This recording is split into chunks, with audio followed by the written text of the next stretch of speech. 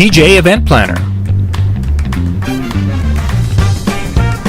Electro Voice, DJ Trivia and DJ Bingo,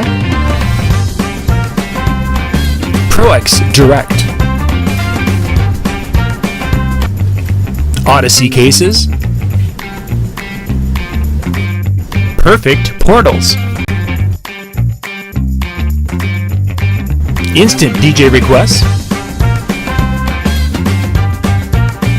and our DJNTV Insiders. This is John Young from DJNTV. Thanks for watching.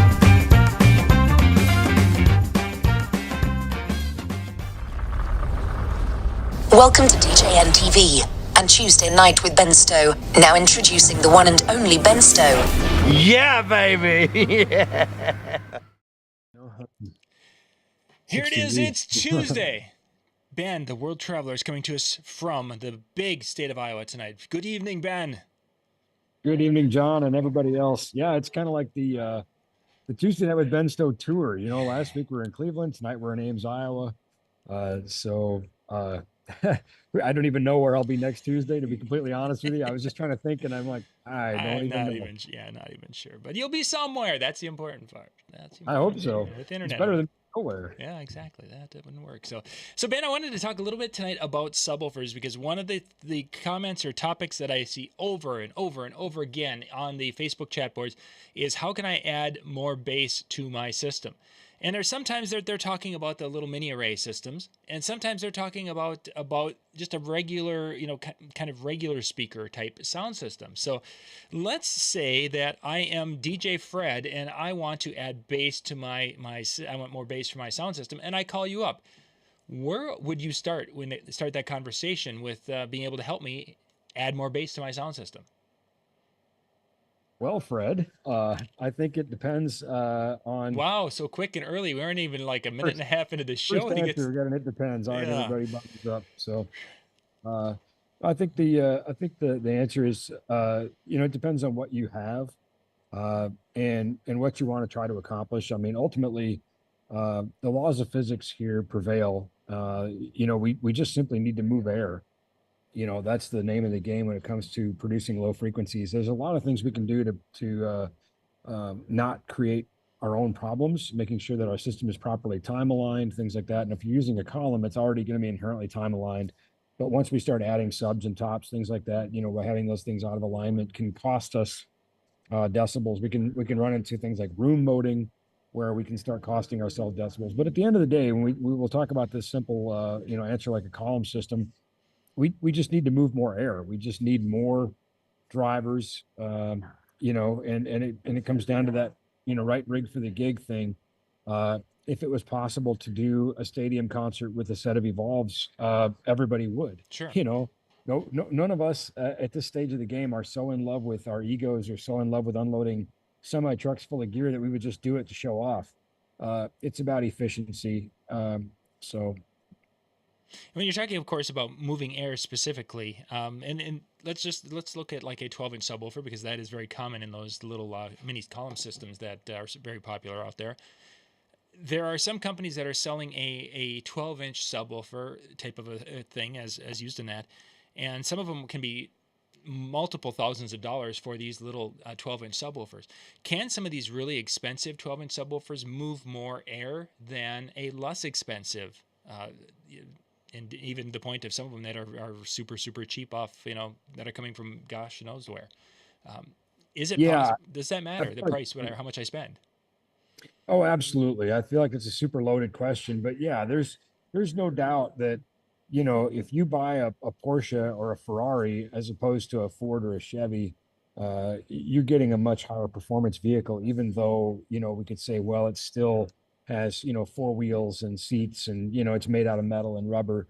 And I realize it's a bit of a stretch to try to compare that to loudspeakers, but I think in the same domain, there's a lot of factors that go into making loudspeakers. And we did a show, you and I, where we compared even different models within the same brand, looking at performance specifications, things like, X Max and whatever, what can these drivers do?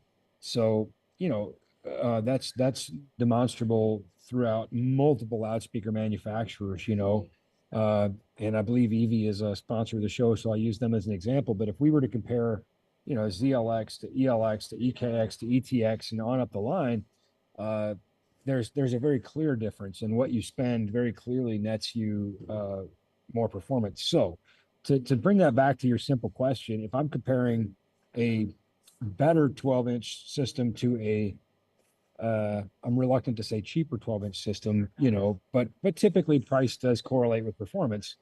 Yeah, we're going to see that difference for sure. And I think that's readily apparent in the marketplace. I think anybody who's heard some of the other stuff, as compared to something maybe better known like an Evolve or an Evox or something like that, there's a clear difference, and you find out, where your money went. So yeah, I mean, I think, it's not just simply a matter of all 12-inch drivers are going to produce the same thing, because the diameter of the driver is 12 inches, but there's also the surface area and depth of the cone. There's the X max, X lim. What can that thing actually do? How far can it move in the magnetic gap? What's the mechanical limitation of the driver? Those are all significant contributors to how much air it moves, which again is the name of the game. We just got to move air, Sure. So really, then when you used all those big terms, the X max and the force and all those different things, ultimately you're talking about the how much safe range that 12-inch can move back and forth to move more air. Yeah, and here again too, there's compromises, right? Simply having the greatest level of mechanical excursion doesn't necessarily mean it's the best driver either, and it's really a slippery slope and a very deep topic. And I think we covered it really well in that other show. So I would reference that to anybody who wants to learn more about that. Um, but I think at the end of the day, manufacturers are weighing these compromises in terms of frequency response, musicality, excursion, power handling. All these things go into even things like the selection of the material for the cone itself, or the adhesives that are being used. There's all these compromises being made to achieve the best overall, most desirable result, that they can get. So here again, I think, one might say, well, could Evie have loaded a better 12 in the Evolve? Oh, without a doubt. To what end though, right? They're already weighing a lot of compromises here in terms of, weight, price, performance, power handling, musicality, so on and so forth. So, at the end of the day, they engineered what they feel is the right solution. Now, I know, like you, a lot of people have said, I want more bass, I want to rattle windows for blocks. Mm-hmm. Well, really, that's not what the column systems were designed to do from the get. But we know that maybe people are wanting, and you kind of get to have your cake and eat it too. So Physical size difference, so box play in the design goes hand in hand with driver design. They're going to design a box. You don't start with a box. Why we simply shouldn't just take a driver for the right box. And there are some really cool forums that are dedicated to this. There are some, some do-it-yourselfers that just are really into this. There's loudspeaker design software. You can kind of dabble with it yourself. Obviously, you probably don't have an anechoic chamber and things like, like Electro Voice and other loudspeaker manufacturers do. Mine's being delivered next week. So yeah, maybe the week after. I'll tell you what, John, that's where, people say, I wouldn't tell anybody if I won the lottery, but there'd be signs, right? Your anechoic chamber showed up. And where should I put it? $1,000 later. Right over there behind the Bentley. Go ahead. But yeah, that and you kind of were headed in the direction that I wanted to mention that, because that eventually gear can fail, or it will fail eventually if you've run it hard enough, you've run it long enough, and people talk about replacing, as you've mentioned, of course, the drivers, there's a difference, and they're like, well, why don't I just take a box, A, and instead of putting another A driver in, I could put, the D driver, which is a really high-end driver. Why don't I just put that into the box A? And well, sorry to interrupt, but I just happen to have this handy, and I just pop it up. So this is just one of the characteristics of a transducer. But when we talk about the EBP, you can see here that it's basically telling us, an EBP below 50, we want to, use that only in a sealed box, and above 100 only in a vented box, and then kind of in the middle, you can sort of pick and choose. But even within, and that's just one of those characteristics. So here again, when a loudspeaker manufacturer is trying to design a system or an enclosure, they're talking about, all these characteristics. Obviously they know the whole point of a column is you don't want it to be big and heavy. That number one, that's it, right? Yep. You want it to be small and lightweight. Those are the key defining characteristics that people are looking for in those systems. If you want something really big and really heavy, well, they got that too. I know I lug it around every week. That's what your main job is. Yeah. It gets unloaded with a forklift, and I'm not Uh-huh. even so. I mean, but it does the things that I want it to do, which is Mm-hmm. to move a lot of air, to rearrange your internal organs. Right. So So engineering being a series of trade-offs. so then when you were showing that, for the people who are not kind of maybe fuzzy, you mentioned a sealed box there and a vented box. What does that mean? I think in the simplest way to say that is imagine a sealed box is just exactly as the name implies, sealed. So every hole is filled. That the speaker goes in a hole and that fills that hole, and there are no other holes, right? Uh, in a vented box or ported box, we have holes. Places for air to move through. I mean, again, I'm trying to find a way where it's like, you know, describe a word without using it in the sentence. Oh, okay. It's kind of like that. Well, a vented Define it. box has vents. But if we look at, let me see if I can find a picture of a speaker. I think this is just going to be worth the effort to do it. See if I can find one without the grill on, and we'll just, golly.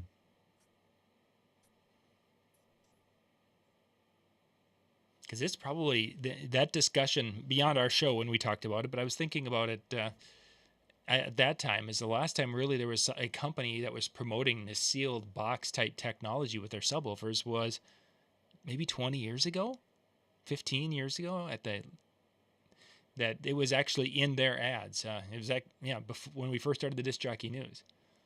Yeah, and you don't see too many of them in the pro audio realm, for lots of reasons. I think, the efficiency, for, use in large spaces. But here we can see, I just kind of punted and I was like, Yeah. okay, first one I could think of. It's like, if you say, hey, whatever you do, don't think of a giraffe. All right, well, giraffes it is. So, I happen to think of a TX 2182. Yeah. But here we can see this giant hole in the middle, right? This is a vented enclosure. Okay. No. And yet that enclosure is a subwoofer, so that's designed to go down and produce those very, very low frequencies. Yeah, that's it exactly. Gosh, all right. So, while we're in the hunting department, here's another one. Oh, good. It's really small. Thanks, internet. This is a concert touring box here. And you can see where they did this is a little bit different. They put these in the corners. Sure. The vents are in the corners. So engineering always being a series of trade-offs. I'm worried about space and size and so on and so forth. Gosh, I'd love to find a picture of the X12128 because they put NL8s in the front. Actually, you know what? We can do this. We got it.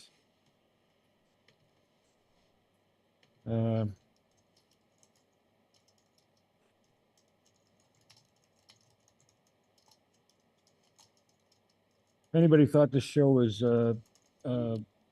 heavily scripted, they now know that's not the case. So, okay, so this is the X12128, and what you can see is this doesn't have vents in the corners because we have NL8s in the corners here. Mm-hmm. So obviously these vents exist in a different spot, right? As opposed to what we saw a second ago, which was the X sub. So, here they've decided that they want to put these NL8s in the front. Now, you might be asking, why would there be NL8s in the front? Don't we normally plug our speakers in the back? Well, here again, in a live sound concert touring environment, this speaker is designed to be potentially flipped around in a cardioid configuration. Oh. if you've got a couple of these front firing and one rear firing, these connectors are now on the back. So they can. So we don't have to have a cable reaching around the front to connect to it, which is really nice. On the X Sub, you had to run your cables around the front, and you know, It's not as clean. Not as clean. No, not at all. So let's go jump back to our we had a couple of minutes left, and then we got to get ready for Brian and Jay and the crew. So DJ Fred there he's got the little mini column system. He's got the Evolve 50s, and he's wanting to add a little bit more bass to his little mini column system.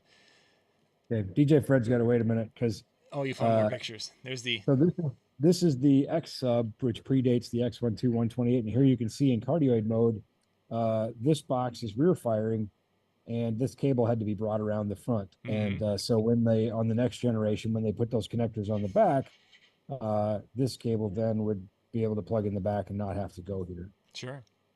So anyway, hopefully that translated okay. Mm-hmm. No, good. Via the picture and all that. All right, so DJ Fred wants to add some low frequency to their column system. I think the answer is probably, what column do you have, and let's try to find an appropriately matched subwoofer to go with that. But at the end of the day, I think the answer is to add more.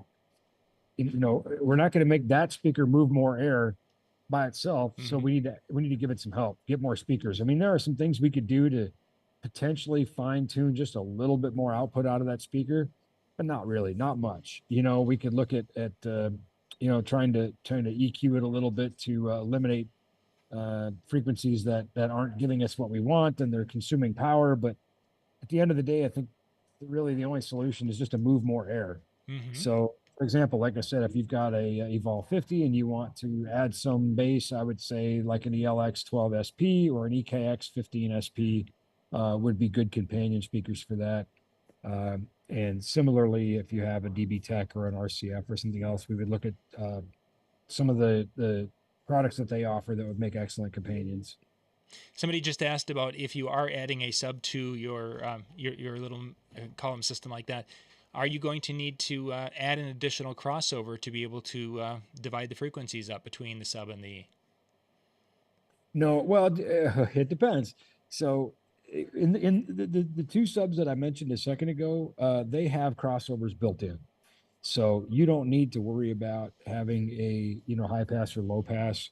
The column is going to run as a full range, and you're going to give a full range signal to the subwoofer, and it's going to already have a crossover built in. So it's going to already do what it's supposed to do. Here's a really good example of what that might look like. Let's see if I can find this data for you real quick. So this is a no name mentioned anyway. It's a brand name speaker. I just can't say what it is. And here you can see this is the raw frequency reproduction of that sub driver. So we can see that sub driver is actually producing frequencies, really way up here, up to, 3K, 4K. So those are frequencies we want. Mm-hmm. So when we apply the EQ that goes with the box when it ships, right? So when the manufacturer puts in their stuff, it changes and it actually looks like I can't do it. There, it looks like that. So that crossover is already baked in, is my point. Sure. So this is the frequency response of these boxes after the DSP has been applied, the manufacturer puts in it. You can see what a significant difference, right? So no, in most cases, you don't need a crossover. But again, I can't give you a blanket answer because it really does depend on the product we're talking about. Certainly, and there are many different products out there that DJs have had a lot of success with. And it's one of the situations, I think, we get back to it, is that when they're looking to do something, improve, change, what have you, the best is just to call and talk and spend some time in getting that information so you can get the right stuff. Yeah, not a sales pitch by any means, but it is, because these are not necessarily simple answers, and they're situational, and the context of the situation really matters. The context of what you own really matters, and the context of what you are trying to accomplish really matters. So I do think it really, the best solution is to give us a call, or if you have a dealer that you trust that is equally knowledgeable about, actual systems engineering, yeah, reach out and have that discussion and say, here's what I'm trying to accomplish and here's what I have, what's going to work for me. And I know that we can successfully guide our customers to those solutions because we do it all the time. Do you happen to know off the top, do the EV subs that we've mentioned so far, the 12 and the 15, do they have a high pass filter output? They do not, because it's not needed. Because their top boxes also have that software built in. So you set the crossover in the top. You go into, for example, an EKX 12P, and you say, "Hey, I have the EKX 15 SP sub," and it already takes care of it for you. And you're set to go. So, yeah, the subs don't have a high pass out, and you don't need that. You similarly don't need it for the column because you want to run the column in full range anyway. The column has a sub, so let the column do what the column does, and we're just going to give that sub a little bit more help. Again, very important to make sure that our subs are aligned so that they're working together. Don't just stick one over here and one over there and hope for the best. You might create more problems than you solve. But And you're talking when one of the main problems is the possible cancellation of some of those frequencies out on our dance floor in different parts of the room. yeah, absolutely. I actually do have a slide for that I can grab here real quick. And you know what? Let's just do this. We're running out of time, but we'll make this quick here. So here we can see a single 18 sub. And this just happens to be an 18, but it doesn't really matter for the sake of our illustration. We're talking about low frequency summation. Here we have two 18s. So we can see by putting two together, we have significant addition. We gain 3 dB from doubling the power, and we gain 3 dB from the summation. So we've got significant gain here by putting two together. But now if we start to space these apart, you can see what starts to happen. And depending on where I space them, I can have undesirable or unpredictable effects, right? So pretty butterflies. Thank you. Yeah. That is, also, front and back. Now, sometimes we do that on purpose. I will deliberately stagger subs in sort of a slightly arc shape when I do live shows sometimes. Because it helps me to smooth the pattern over a listening area. We're sort of creating a deliberate gradient array or sort of putting in acoustic delay without electronic delay by moving those drivers back a little bit. I have a really cool document. If anybody really wants to just go bananas on this, I have a really cool paper that was written. I didn't write it, but I'm happy to share it with you. And it talks about all kinds of things, end firing arrays and all kinds of subwoofer arrays, where if you really want to take a deep dive down the rabbit hole into, where Alice and the Mad Hatter and the Rabbit talk about subwoofers, because this is way down the rabbit hole. But I think I got most of those Alice in Wonderland references right. You pretty much did. Yeah, I think so. Yeah. A non-Star Wars reference. I'm still a little bit off from that. I'm just saying. Yeah, I was clearly out of my element there. I should stick to what I know. So anyway, if you want to go, this would be kind of like when Luke goes into the cave at Dagobah, maybe would be. Anyway, it doesn't matter. So if you want this document, just message me and I'll send it to you. And it's a pretty cool read. And you start thinking, wow, I had no idea you could do that with subwoofers. We got one. We're going to take one last question. We're going to wrap up. Durwood asked about having 4 ELX 218 SP for the subs, and wondering if they would work for 300 people with 100 people on the dance floor. Let's take it a little bit different.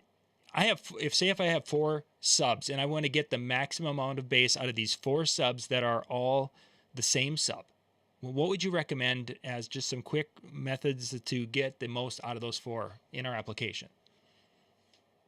Well, I think the first answer to his question, as he asked it, was, yeah, I think you're going to be okay with that. But again, that it depends, right? What is the expectation? Is this an EDM show? If it is, maybe not. But to answer your question, the way you phrased it, John, summation is key. Getting those subs together is key.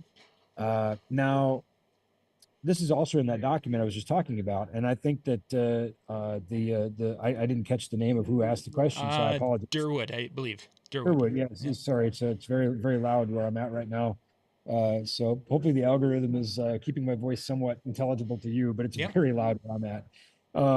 So this is in that document, and he should reach out and get that document from me because it's pretty cool. But basically, when we start arraying things in a long horizontal line, our pattern actually starts to go vertical.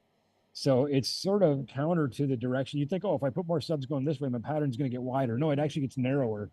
So I guess probably the best overall acoustic array would be to put them in a 2x2 configuration. Mm-hmm. Probably. But there's so many factors here, right? Maybe that's not always possible or practical. Yeah. And having only 4 subs wide is not going to go that crazy with the, narrowing of the pattern. It's not going to be that crazy. But similarly, if you stacked 4 high, your pattern actually get a little bit wider. But like I say, I guess I'm just sort of punting on this and saying, well, I guess the best compromise would be to go 2x2 right in the middle. Mm-hmm. But here again, make sure that your tops and your subs are also time aligned so that at the crossover point, whatever it is, 80, 90, 100 hertz, whatever that crossover point is, you can lose some intelligibility and some power there by not having good alignment. Excellent. Yeah, that's what I was kind of wanting to, how a person, because, there's the traditional way of putting, 2 speakers on one side, 2 speakers on the other side, and put the tops on top of them, or bringing them all together. And again, summation, I think, is the key. It is. That's going to get the most out of those speakers. But back to that point, sometimes we don't have an option. Sometimes only thing we can do is compromise. Yeah. So that doesn't mean that splitting them out left and right is the worst thing. It's just not the best thing. Mm-hmm, mm-hmm. It just might have to be the thing. Yeah. Excellent. You're welcome, Derwood. Thank you.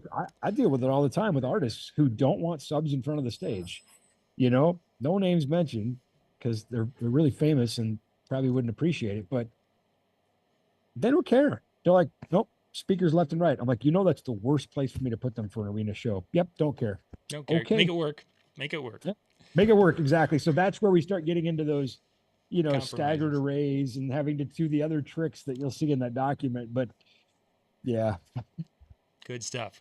Thank you, Ben. Thank you guys for being with us tonight. Up next, I'm going to just share the link that Robin shared just a few minutes ago because it goes to multiple channels when I share here. They're going to be doing the recording of the Tuesday Night Music Show with Brian and Jay and Howie and John C. are going to be John from Boston there.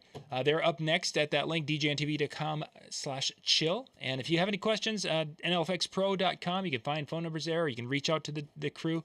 And they will take in and help you find what's the best solution for your sound needs. So, Ben, safe travels, and we'll play Where's Ben this week next week.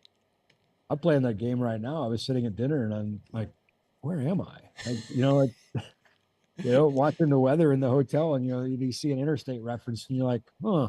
I don't know that interstate. What number is that? That's not. Yeah, sometimes actually I didn't. I was like, I don't even know that interstate. I'm really off but it was just funny because Ames is not that far from where I grew up. So apparently I'm just getting out of practice. Yeah, whatever. You're getting older. You forget what's up. All right, everyone, have a wonderful evening and a wonderful week. We'll catch you next Tuesday night. And again, hit the link djntv.com/chill and hang out tonight and have some fun. Good night, everybody.